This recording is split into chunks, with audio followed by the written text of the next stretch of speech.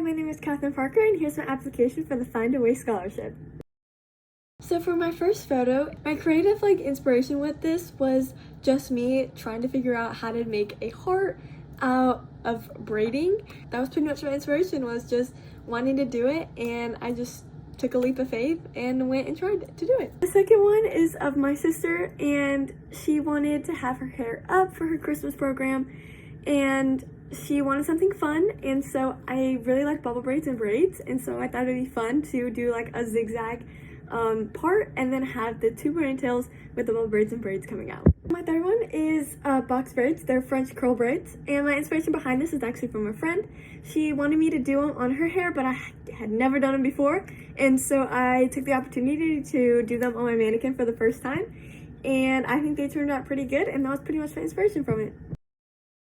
So one time in my cosmetology class, I had to take a final exam that required me to do finger waves on a long-haired mannequin. Right after that, that's crazy, I know. But right in the middle of it, my stand broke, and I didn't have any other one. That was my only stand. I could have just given up, but I knew I had to finish. So I got creative and found a way to make it work. I used my body, my hip, my knees, everything that I could to hold up my stand steady enough so I could complete the hairstyle. It wasn't ideal, but I pushed through because I was determined to finish strong. That wasn't the only time I had to figure things out. My teacher was out a lot, so I had to teach myself new techniques using pictures, online videos, and other classmates. I challenged myself to learn how to add braiding hair into cornrows and box braids. Kind of difficult, not gonna lie.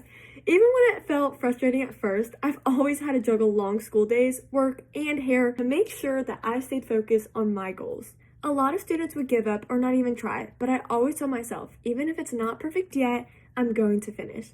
I don't give up easily, at least I try not to, especially when it comes to something I love. I always try to find a way.